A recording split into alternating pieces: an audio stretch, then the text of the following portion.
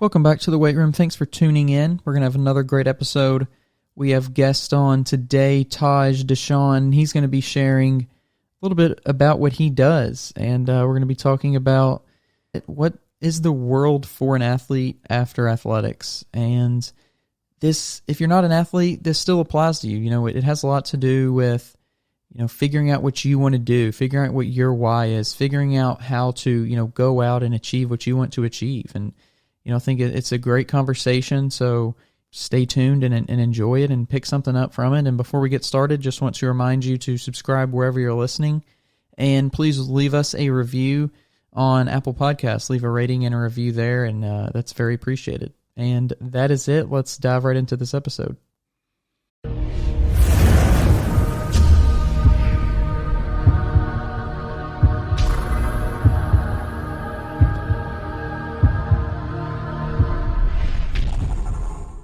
I love what you're doing, man. Excited to be part of it. I do appreciate you coming on. And if you want to introduce yourself a little bit, tell us who you are, tell us a little bit about you, what you do. Sure, man. First of all, you know, thanks again for having me. Like I said, I've become a fan of your show since we connected on IG, and honored to be a guest, man. But my name is Taj Dashaun. I'm an athlete career transition coach. I'm also an author of these two books you see behind me. One is called Thrive After Sports, helping athletes dominate the game of life. The other one is Athlete to Entrepreneur. That's a co-author collaboration book.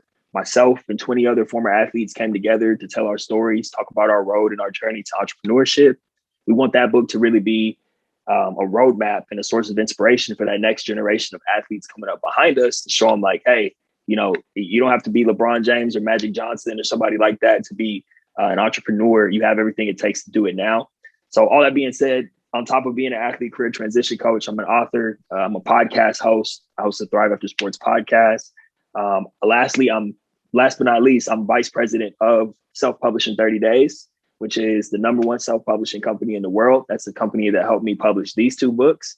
And since coming on board as VP of that company, I'm helping build out a sports division, and we're helping a lot of athletes publish books, get their stories out to the world, leverage their books for speaking engagements and business opportunities. So I wear a few different hats, man, but it's all intertwined, and you know, I'm on a mission, brother. That's a little bit about me. Kind of tell us a little bit of a background about your athletic experience and how you transitioned and kind of how you use that experience to help others. Yeah, man, my transition was rough. I played football at Stony Brook University out in Long Island, and I didn't have a great career there. You know, to be honest, I think it was twofold. I always say I'm not a victim, so I could have done a lot of things better in terms of my attitude and how I dealt with the coaches. I loved all my teammates, but my attitude with the coaches could have been better. I think I wasn't used to not being the man. You know how that goes. And so I struggled, and I knew I wasn't going to play in the NFL because I didn't have this star-studded college career. But yet, like most athletes, whether the professional sports is in the picture or not, when I hung up that jersey for the last time, that's when the struggle started. And so I had no idea what I was in for, man. I came back home, moved back home, from New York back to California. And I always tell people, man, I found myself in my childhood bedroom, just waking up day after day, like, what the hell is going on? Like, how did I get here? Mom's telling me to take out the trash. I'm looking at all my little Pop Warner trophies, no job prospects, no type of income. Just the struggle. I went immediately into the struggle with no idea of how I was going to get out of it. So at that time, a lot of drinking, a lot of partying, a lot of just distracting myself from what I was going through. And after a while, man, I started to dig myself out of that hole. I found some career success in recruiting because I always loved working with people and helping people. And that eventually led me into, there's a whole backstory behind it, man. I don't want to be talking your ear off or talking the listeners' ears off, but that world that I entered to in recruiting, combined with my passion for wanting to help athletes, it fueled me to want to do something so I could basically reach back to that younger version of myself and help athletes get through that dark period that I went through for those few years. And that's kind of how I was born, man. And yeah, I'll just leave it right there for right now. Gotcha. And I know something for non-athletes, it's tough. And that is the idea of like, you have to have your life figured out when you're, 18 or 21, 22, getting out of high school or getting out of college. I'm not sure, you can kind of tell me for sure on this one, but like, it seems like as an athlete, you, especially one who's going to maybe move on to college and maybe even further, you have this like, you have this path that a lot of non-athletes, they don't have that. But if you don't necessarily get to continue down that road of athletics, or whenever your athletic career is over for whatever reason, it's kind of like you have to do all that thinking that, us non-athletes had to do, and you have to do it very quickly. And it seems like that would be very overwhelming. Yeah, that's exactly it, man. And I don't want to discredit, it's not, like you said, it's not just about athletes. Anyone who's 18 going into college, how are you supposed to know what the hell you're doing with your life? You just kind of, most people go into college because they just kind of, it's just what you do, and they don't necessarily know what's going to come on the other side of it. They're just kind of following the path that's been laid out before us, like you said. And a lot of even non-athletes, when you graduate from college, I think there's a very small percentage of people who actually know what they want to do and how they're going to do it. I think the only thing that, to your point, separates athletes or makes it a little bit more challenging is that on top of your classwork and your schoolwork, you just have sports 24/7, film, practice, game, rinse and repeat. And it's day in and it's day out. There's no time to even think of a life when you're playing at that level. There's no time to think of a life outside of it. So while non-athlete students have some time to prepare, or at least to start laying a foundation or gain some clarity around what they want to do, athletes virtually have none, and so that's the mission I'm on, not only to help athletes start early, but more importantly, to kind of meet them where they're at when they're done playing and be able to walk them through those progressions to help them find that clarity. Because up until that point, 99% of them, and that's just a statistic I just made up right now, but based on what I'm seeing, the athletes I work with, 99% of them have no idea. I know I didn't for sure. And so you kind of need someone who's been in your shoes to be able to help you find that clarity and map out those next stages of their lives. So, yeah, man. Did you have any like coaches or teachers or professors or anyone in high school or college, asking you the question of, hey, what do you want to do when this is over? Not at all, man. Not at all. I think I'll say this. I think in recent years, especially the past 5 years, I would say universities, especially professional teams, but universities also have done a great job of stepping it up with asking those questions and with helping prepare. In my case, I graduated from college in 2013. So there were none of those conversations. Around that time, I can't speak for all schools, but based on the stories I've heard and based on my experience, that's not really their job. They're there to keep the players eligible.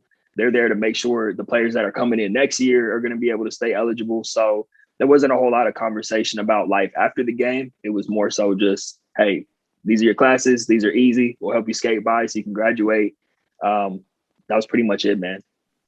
Back in the day, if you go back 30, 40, 50 years, I think it was just a lot easier to find a job that you could live off of. Oh, 100%, Daniel. I think that makes perfect sense, man. I think, like you said, the world has changed a lot.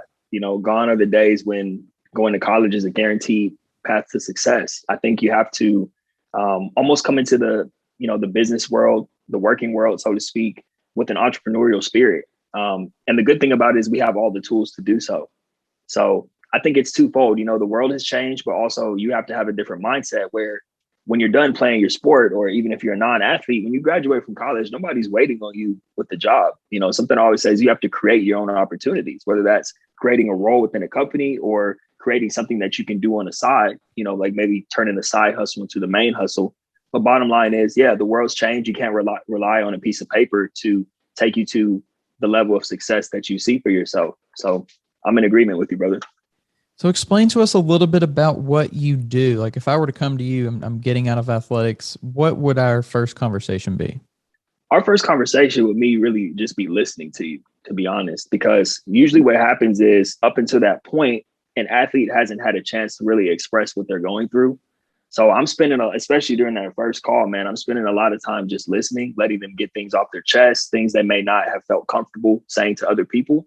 The fact that I've been through it makes me relatable, and I think allows people to open up about their experience. But what I do, man, from A to Z is I look at it as I want to take someone from being in this place of being lost to, by the time we're done working together, they don't need me anymore. They're equipped with tools for the rest of their life. I'm not trying to keep anybody dependent on me.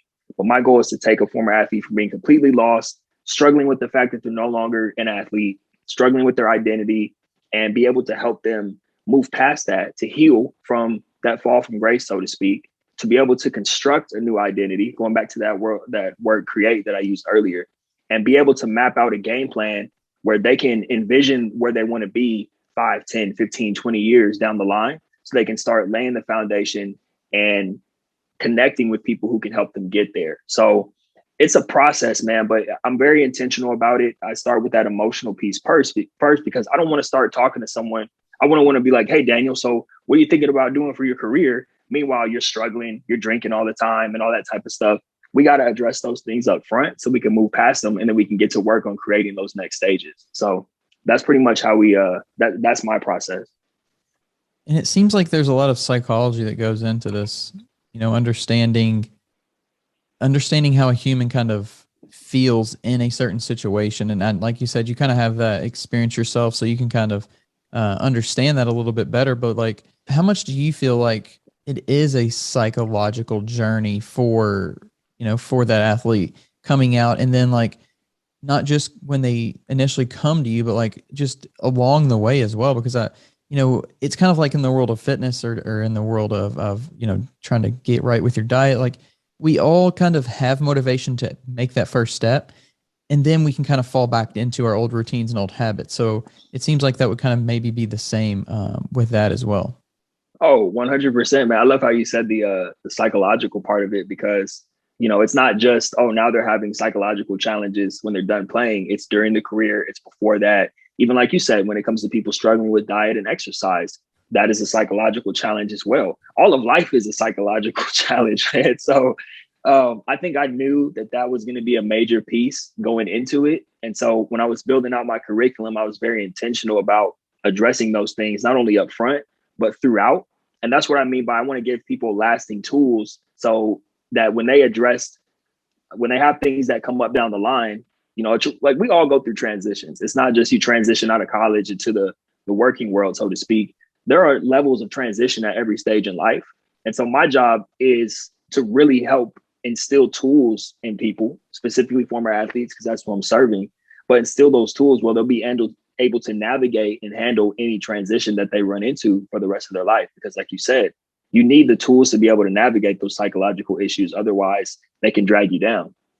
Yeah, I think one thing that I find interesting is like that idea of transition, because I think we're all in that constant search for comfort, that comfort zone. And it can be something we search for, but it can also be something very dangerous. We get into a comfort zone, and then whenever something challenging occurs, we're not equipped to handle it all the time. And I think that's one thing with like fitness and health and sports. There's so many different avenues you could go down with this, but like, they kind of put you in that area to be able to cope with a new challenging scenario. So I think understanding the new context of like, oh, this is a business context, or this is I'm going back to school context, or whatever it is, like just figuring out that the algorithm's kind of the same. You're just putting it into this new context.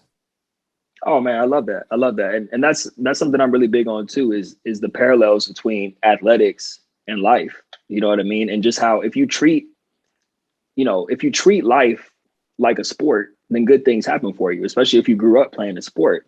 And so I always tell people, I tell my former athletes, every single day, you got to implement film, practice, and game, because your games aren't just a couple times a week or once a week anymore. You're playing the game of life every single day. And I also tell people you should be excited about that, because usually when someone's done playing their sport, I work with some professional athletes, but mostly college athletes. That's my sweet spot, right? And so you got to think these are 22, 23-year-olds most of the time, maybe 24, 25. I've worked with people in their late 20s as well, but these are people mostly in their early 20s. I always tell them you got like 70, 80 years of life left on this planet to play the game of life every single day. So the better you can get at playing the game of life, the better your outcomes are going to be. That means working on your skills. That means film, practice, game every single day. What does that look like? Okay, obviously you're playing a game every single day, which means you got to execute, but you also want to be implementing some film, which means studying, learning, reading books, sharpening your sword in whatever your industry is, so that the next day you can play the game better because you were preparing the day before. So I love that analogy, man. And I love what you shared about just treating life like a sport. I think that's so key for people to hear. I like that thing you just said as well. The watching the film and getting better, and that's a cool way to think about it because every day is a new game, and it's like you're playing. It's kind of cool because you have two opponents in a way. You're playing yourself from yesterday, but you're also playing all these different people out here in the world trying to, not necessarily like beat them per se, but everybody's competing constantly. It's part of the culture we live in, and yeah, I think that's I think a really cool way to look at it. And you mentioned like reading books and things like that. And do you have any? And it could be just up to a person, or maybe you don't recommend any books. But do you have any books that you do recommend people read? Oh, that's such a tough question, Daniel. I always struggle with this one because it's like you said, it varies from person to person. Some books that have been extremely impactful on me, I can say The Power of Now and A New Earth by Eckhart Tolle. I think I'm saying his name correctly. But during a rough patch in my life, I always recommend that book to people because it teaches you how to be mindful and how to observe your thoughts and how to not be emotionally impacted by things. And it was very grounding for me when I read that book. Another one is The Motivation Manifesto by Brendan Burchard. I think I'm saying his name. I hope I'm saying his name correctly. But that book, the thing about that book, I recommend that for everyone because it sounds like, oh, great, the Motivation Manifesto, like great, a rah motivation book. I can go on YouTube for motivation. That's not what that book is about, man. That book, it really cuts to the core and really forces you to examine what it is that drives you. So he goes super deep. Like he had me weeping at one point, thinking about, okay, this isn't just about me. Like my life, my time here is borrowed. What can I do? How can I have an impact on others? Like, how am I going to be remembered? And he forces you to create things that keep you motivated so that you don't have to constantly like try to look for motivation. You're just motivated by default because you've already cemented the things that motivate you. So that's a fire one. Last but not least, I keep it on my desk. This is really only for men, The Way of the Superior Man. The subtitle is A Spiritual Guide to Mastering the Challenges of Women, Work, and Sexual Desire. And, what man couldn't use some type of reinforcement or support in those three areas, right? So I recommend that to men, but, women, if you might want to give it a read too and just pass it on to the men in your life. Yeah, that's cool. You'll have to send me those in the messages, and I'll have to put those in the description and stuff like that. When it comes to your own writing though, how did you get into that? Man, it's, I always tell people when you're trying to help someone else, you end up helping yourself. Because to be honest with you, Daniel, I never had any intentions of writing a book. Like I would see other people write books and I'd be like, oh, that's cool. Good for them. But, I was just in my own little world of coaching and doing the podcast. And so what happened was I had a client. He was an overseas basketball player. He wanted to do a book. And so I started doing research in my network around who had published books because I was looking to get more information. So a friend of mine, Joy Walker, she has a book called The Sweet Spot. It's about athlete transition as well. And I loved her book and I thought it was very well done. And so I basically referred my client to this company, Self-Publish in 30 Days. So they did an excellent job with his book. And I'm like, okay, he's not going to be the last person who tells me that he wants to write a book. I want to set up a referral system with this company. So to make a long story short, I reached out to the owner of the company, Darren Palmer, and we just hit it off instantly. He was like, hey, man, we can definitely do some referrals, but I think you should start out by doing your own book. And so I was like, maybe when I'm old and gray, maybe someday when I've made it, whatever that means. And he was like, yeah, you can do that, but you can also write a book now with the knowledge that you have currently, and that's going to impact a lot of people. And I was like, okay, cool, I'm in. So I write the book, I'm working on it, and then he becomes like a business mentor to me. And then it became bigger than the book. That's when I came on board with the company, and he's really teaching me just everything. I went from being a solopreneur to an entrepreneur.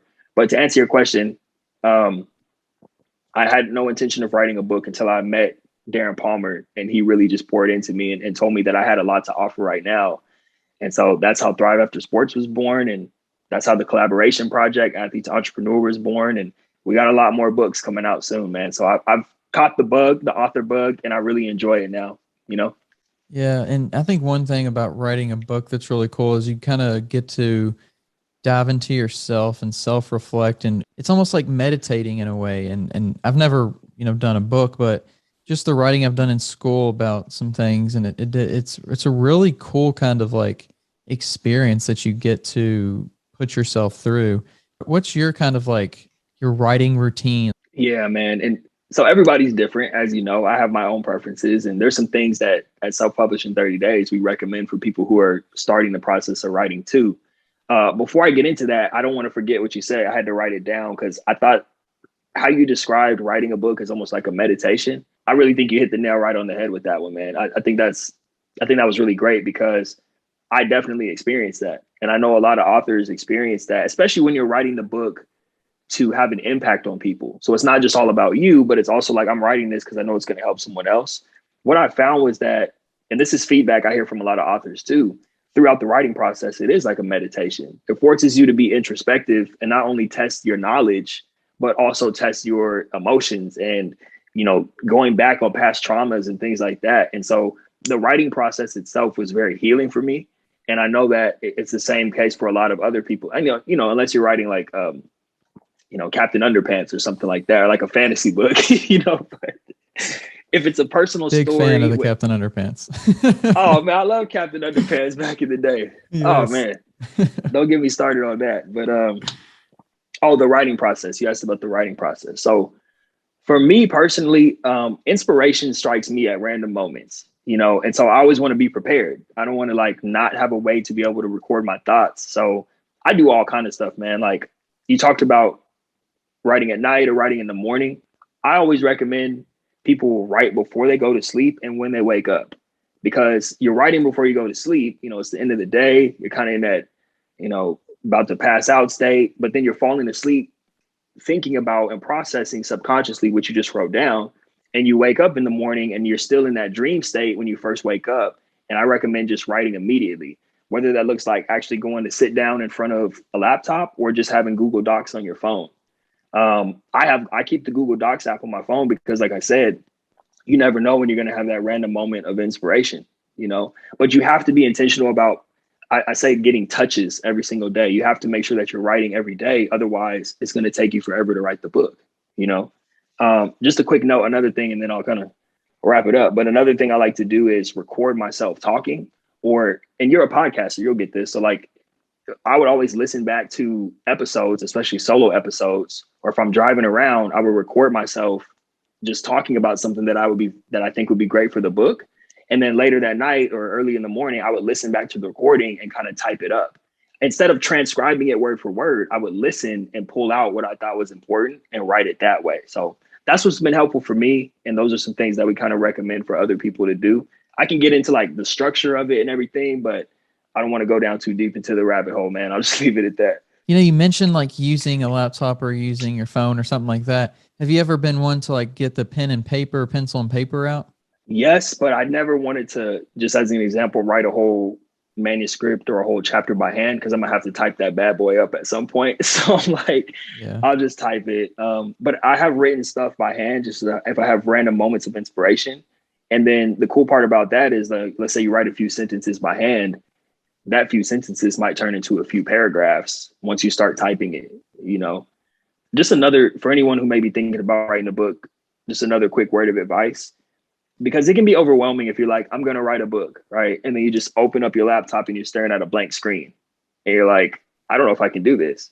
So what we recommend is that, and this is something we use at Self-Publish in 30 Days, we recommend that you you start with topics, right? So for you, like if you were writing a book about exercising or weightlifting, you would start with, I'm just using examples, but like, okay, lower body, upper body, diet, nutrition. And instead of just starting from scratch in a blank screen, now you have different topics. You don't even call them chapters yet, but these topics can guide you. So every time you open up your phone or your laptop and you're like, okay, today, you know what, I'm going to talk about nutrition today. And you just go in on nutrition. And then the next day you're like, okay, I think I want to talk about lower body or recovery. Okay, I'm going to type that. And before you know it, you've been expanding on all these different topics. And now all that's left to do is really get it organized and turn it into a manuscript. So just a quick word to the wise right there. Another quick thing just for people listening is that ebooks are great. I'm not knocking ebooks. I think they definitely serve a purpose. But there's something about having a physical book not only from a standpoint that it exists in time and space and, it sits on people's shelves, even if they never read it, they think of you every time they see it. But also, if you're someone who does speaking gigs or something like that, it's when you show up to an event, you can bring your ebook with you and tell people where to download it, but it's better if you have a physical copy so people leave with something to remember you by.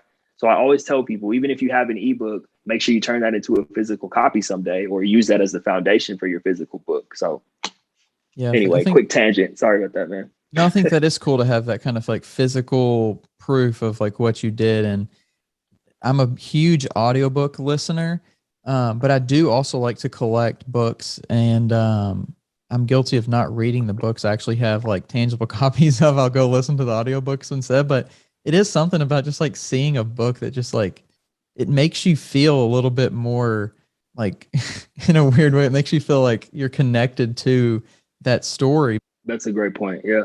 And which is why I recommend as an author, you want to have that because you want your readers to have that experience of that deeper connectedness, not just with you, but your mission and what's the message that you're trying to get across. So great points, man. And when it comes to writing a book with other people, what are kind of some of the unique struggles or positives when it comes to that? I'd say there's definitely more positives than struggles. One of the only struggles, just to start with the bad news up front, is that you're dealing with a lot of moving parts. So of course the projects take longer. We're dealing with human beings. So like my book has 20 authors in it. It took about 6 months or so to complete because that's 20 different people who need editing, all that type of stuff. The great part about it is that, so let's say, if you're already an author, like I wrote one chapter, right? Everyone writes a chapter. So I was already an author because I wrote Thrive After Sports. Now I write one chapter for Athlete to Entrepreneur. Boom, I'm a 2-time published author.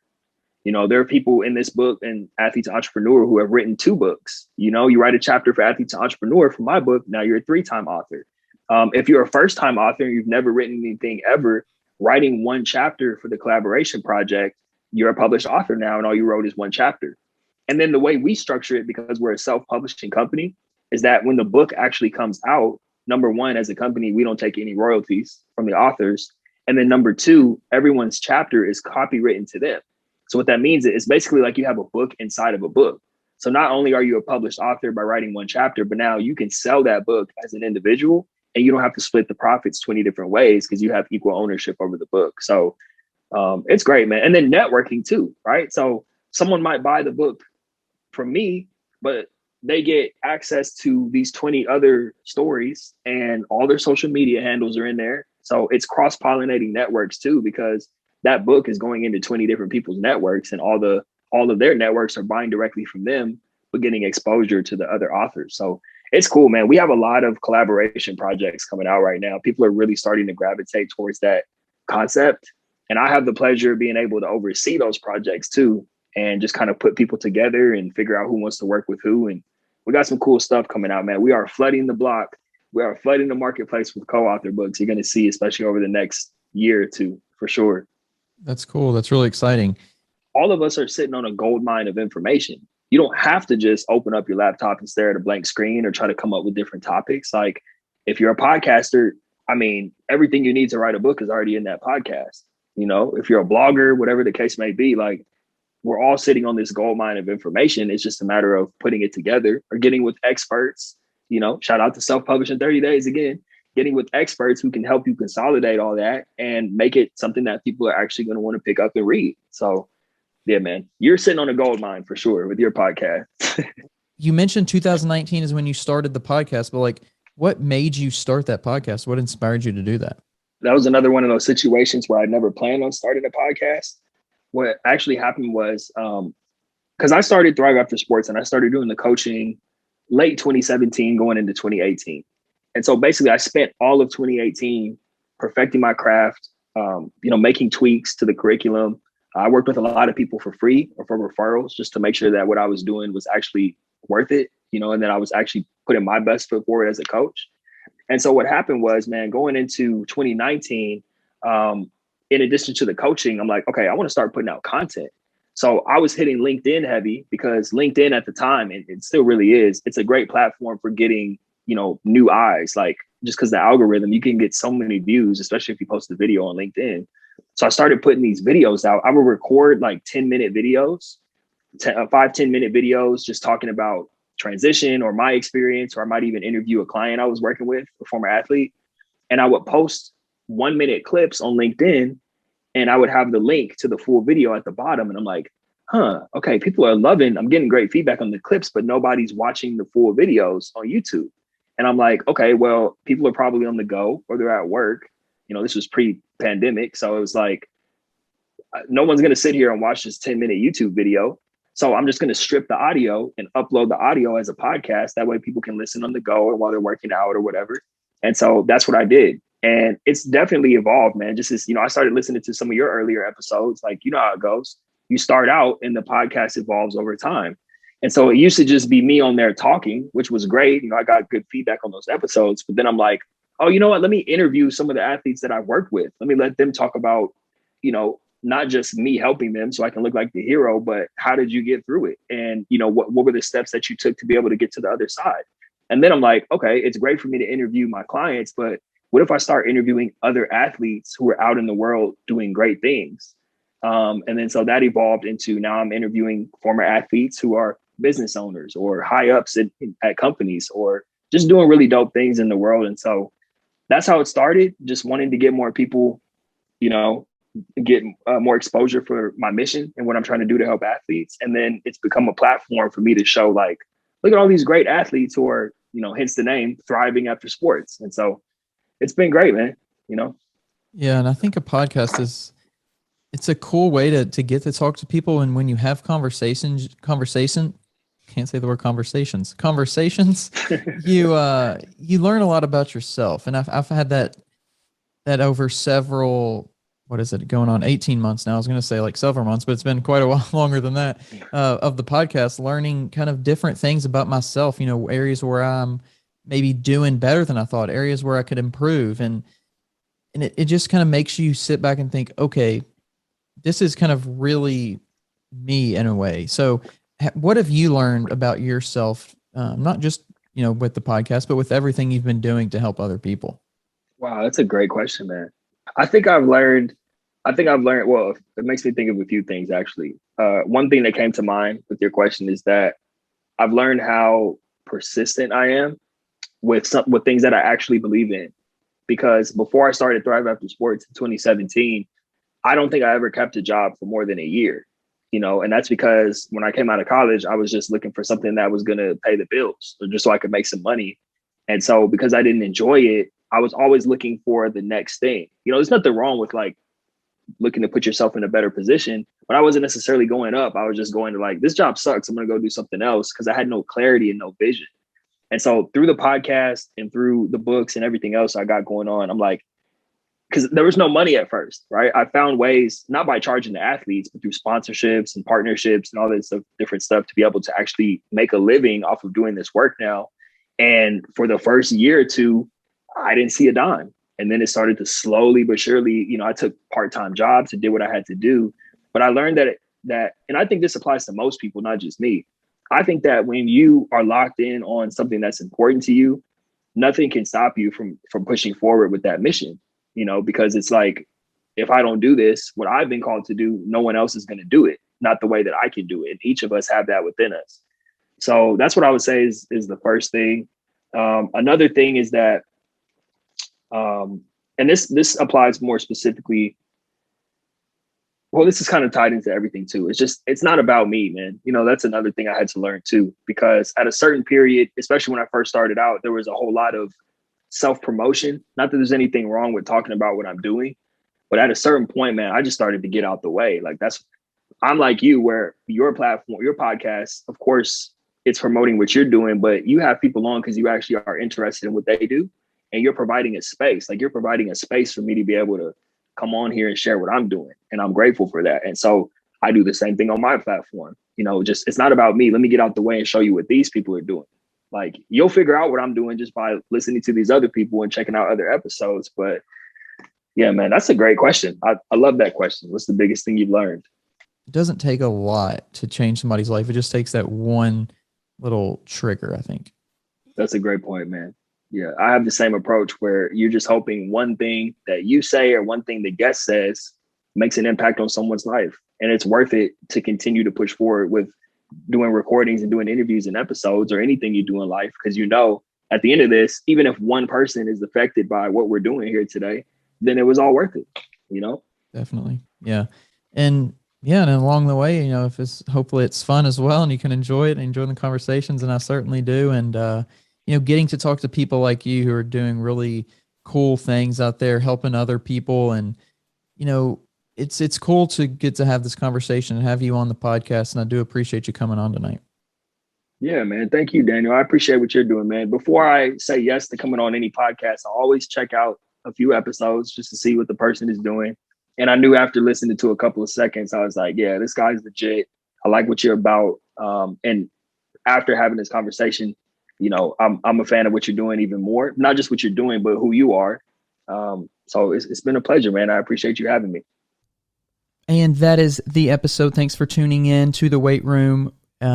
Just want to remind you before we head out here to subscribe wherever you're listening.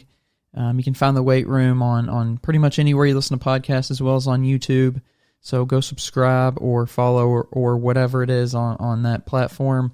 And then also please leave us a rating and a review on Apple Podcasts. That really helps us out. And, it enables us to reach more listeners and help more people. And that's what this podcast is all about. So with that being said, though, that is it for this episode. Stay tuned for more. We always have great stuff coming out on a Monday, Thursday schedule. Other than that, that is it for this episode. Hope you enjoyed it. Hope you picked something up. And, stay tuned for more. I'm out.